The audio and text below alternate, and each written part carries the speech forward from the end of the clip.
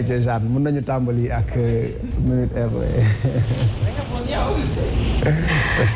mu xam astafurlah excusez-moi voilà Mouhamed minute RV nag dañuy waxtaanee li nga xamante ne moo di baisse des prix du riz du sucre ak li nga xamante ne moo di de l'huile ñuy fàttali rek ni que kii lee di njiitum réew mi di président Macky Sall lors du conseil des ministres du 24 février 2022 ci la daal day jël boobu les décisions ni que dina wàññi lépp loo xam ne moo di suukar ak ceeb ak li nga xam ne moo di diwlin fii lee ci Sénégal et que loolu Nafissatou Dieye dafay nekk mesure à application immédiate maanaam amul laam-laame fi mu ko waxee foofu lañ koy daal day appliquer ba tax na rek dañuy daal day joxe prix yi nga xamante ne actuellement moom la lii lee di ceeb diwlin ak li nga xamante ne moo di suukar di jar présentement ci fi nga xamante ne moo di ci boutique yi. alors ci li nga xam ne moo di diwlin doon na jar 1200 francs le litre Mohamed actuellement mi ngi jar 1100 francs alors am na baisse bu 100 francs par litre. ci diwlin bi am na baisse bu 100 francs par litre. alors li nga xamante ne moo di riz brisé non parfumé. doon na jar 15 000 francs le sac de 50 kilogrammes. alors actuellement mi ngi jar 13 750 francs le sac de 50 kilogrammes. alors ñu remarqué une baisse de 25 francs CFA par kilogramme.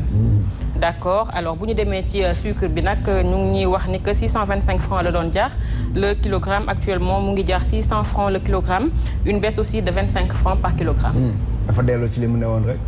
kon la doon njëkk a jar moom 600 la doon jar. waaw kilo suukar jékki-jékki cher ba ñëpp di jooy. kilo bi 600 waaw.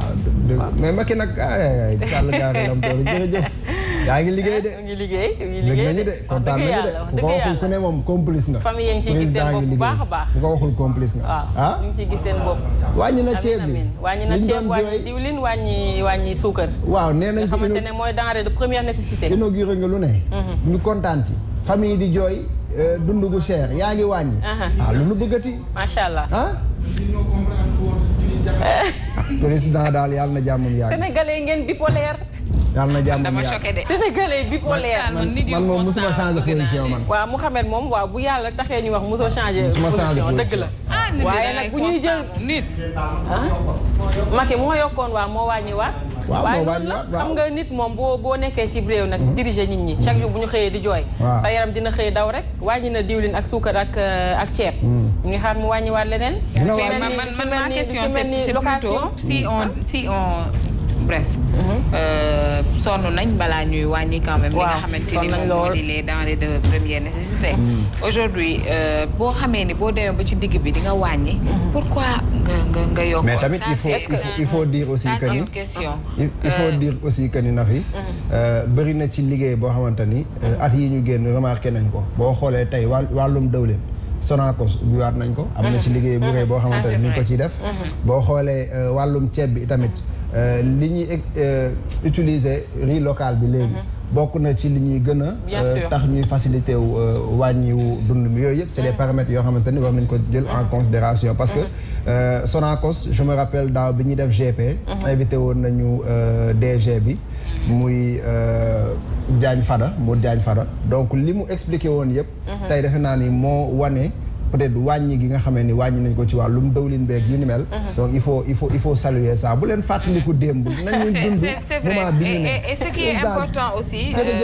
non moi je dis ça parce que c'est une aversion dans ma tête je ne comprends pas foo xam ne da nga fay mujjee pourquoi doo fa njëkkee xëy dem toog fa ça c'est une question beneen bi ci topp mooy c'est toujours bien de xam nga les gens dans en général dañuy xeeb li ñuy wàññi.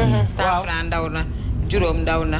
fukk ak juróom bi ñu wàññi ndaw na mais dans le panier de la ménagère quand même wàññi bu énorme lay nekk ci ñoom parce qu'en général tey famille buy sóor 10 kilos ceeb yor benn junni pour jënd ci 10 kilos ceeb bi bu ñu ne ko jaayatuñ na ko junni 4000 lañ la koy jaay am na 1000 francs de bénéfice yoo xamante ni mën na ko dugal feneen c'est toujours bien on espère vraiment que on la wàññi d'une manière désintéressée ça moom on l'espère et qu'on va pas payer les pots que ça a pris waaw on espère que c'est d'une manière très désintéressée sinon nag boo ñu merewaatee yéegal yëf yi dinañ am problème de.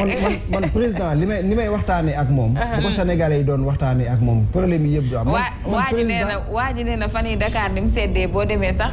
commandé na ni di ñu ko neexalee. dëgg la man su ma duggee palais par exemple. li may waxtaanee ak président Macky. waxtaan bi bu naturel la ñuy waxtaan man ak moom xam nga. waxtaan bu naturel la ñuy waxtaan man ak moom parfois sax du ñu daje palais parfois dañuy naani café quelque part foo xam ne du ma ko bëgg di wax. xam nga mais waxtaan bu naturel la ñuy waxtaan. ñuy baale ñun ñuy toog ak première dame tamit di waxtaan ak moom. waaw bu dee da ngay wax ak monsieur ñuy wax ak madame. mais yow man li ma jaaxal mooy. yow ban moment ngay naan café ak Macky parce que yow sama kër ngay naanee café. Macky man ak moom du ma la wax heure bi ñuy naan café ak fi ñuy naanee café nga koy xam di ñu fa fekk. Macky c'est un président très modeste. man dama modeste nii rek man dama modeste toog ak yéen nii rek mais bu ngeen ma commencé énervé nii léegi ma jug dem. baal ñu yaa ñu gën. léegi ma jug dem. baal ñu yaa ñu gën. jërëjëf miin naa ko. merci beaucoup Nafissatou Dieye li lañ indi woon. on a vu aussi son intervention par rapport à ce qui se passe actuellement en Russie et c'est une contribution que tous les Sénégalais ont salué et puis voilà quoi. en tant que président de l'UA taxawaayam rafet na macha allah. ces derniers temps moom il faut dire que vraiment il a vraiment soutenu le Sénégal et l'Afrique parce que mi ngi wane carrément ni que il a envie de génne Sénégal fi mu nekk yóbbu ko feneen fii gën a sori fi Sénégalais yëpp di ko xaar. ñu ko ci encouragé di ko ci félicité aussi di ko wax nag doyaluñu bu doolee ñu jël. ayca jërëjëf mi ñëw mi ñaar doyaluñu ci neex-neex yi. waaw bu doolee ñu jël. bu doolee incha allah bu doolee dafay gën a neex. waaw bu doolee dafay gën a neex merci beaucoup Nafissatou Dieye Mouhamed. ayca jërëjëf Jeanne dinañu fi dajewaat incha allah demain ci sa rubrique incroyable mais vrai. mën nañu enchaîner ak Zeynab parce que moom itam saa yu ñëwee rek mu gën a neex.